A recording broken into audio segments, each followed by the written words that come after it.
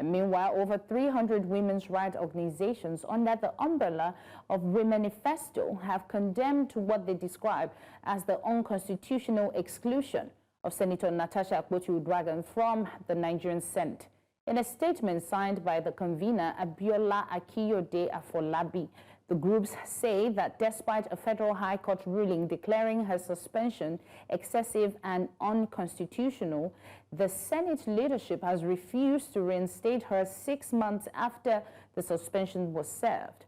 The coalition insists the continued denial of her seat undermines the rule of law, disenfranchises her constituents, and sends a dangerous signal about women's political participation, in Nigeria. They are demanding Akpoti-Uduaghan's immediate reinstatement in full compliance with the court order, saying that the Senate's defiance of judicial authority is a direct assault on democracy and women's rights. To further discuss this, I'm joined by Chief Peter Ameh, former National Chairman, Inter-Party Advisory Council, unpack, and National Secretary Coalition of United Political Parties. Good afternoon, Mr. Peter. Thank you for joining us. Good afternoon, Nigeria. Thank you for having me. Thank you. Now let's dive into this. We've seen the Senate ignore a court ruling and, keep Senator Akpoti-Uduaghan out even after her suspension expired.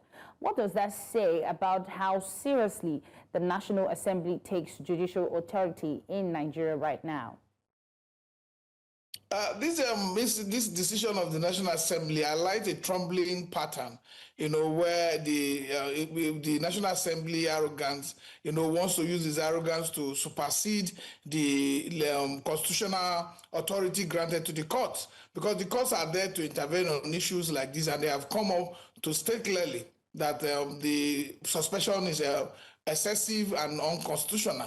And for that reason, by now, if the National Assembly is a law-abiding institution that obeys and respects the laws of our land as enshrined in section in 1999 Constitution, they should allow her to resume, because by the effusion of time, the 6 months has expired also. So it is showing this kind of arrogance and disrespect for our courts and any country, that the National Assembly, which is supposed to be an institution that is supposed to grant a lot of respect to the pronouncement of court, continue to disobey court orders. It goes a long way in undermining our democratic projection and our democratic outlook all over the world, and which also affects how the investors see Nigeria. So it is sad that in this case, where the court knows, the committee, the Senate, and as a senator representing Kogi Central in Kogi State, she's also an equal part of the stakeholders that are supposed to be determining the affairs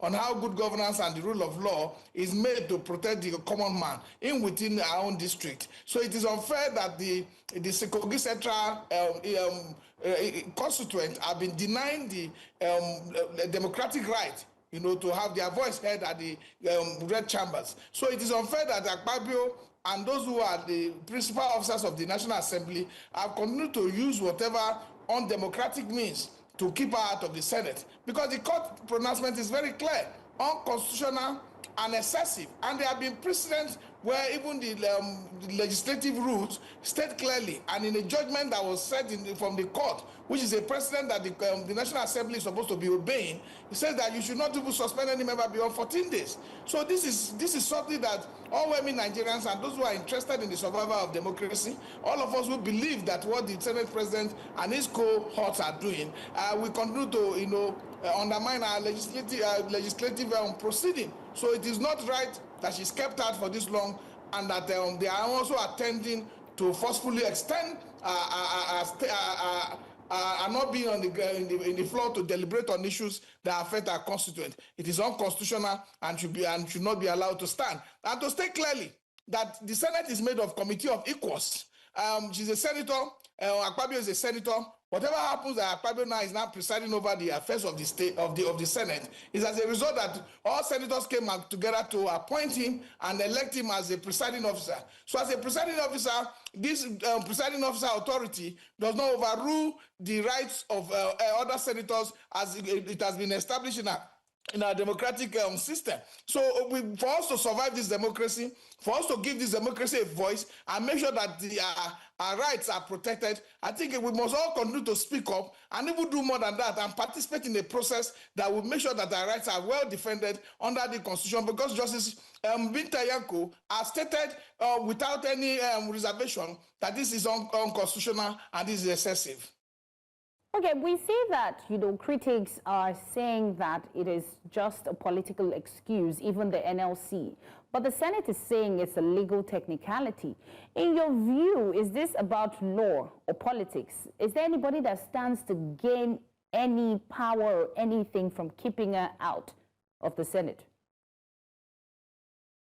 Those who are in the Senate today who do not want a dissenting voice are gaining something from a situation where Nigerians will suffer, when you have no dissenting voice of reason to be able to speak when decisions are taken that are not protecting the well-being of our people. So those who are suspending her today are gaining a lot from that, and are gaining a lot also by undermining institutional framework for opposition participation, for legislative participation, and for multi-party democratic system to flourish within the National Assembly. So they are gaining something, and that thing they are gaining is in a negative way. For them, it's an advantage, where they want to be able to suppress all voices within the National Assembly. And that you find out that it is now a yes sir, yes ma, national chambers. So we cannot continue to allow that to understand, because what they are trying to do is to continue to build a state capture scenario, a state capture situation where no man can speak against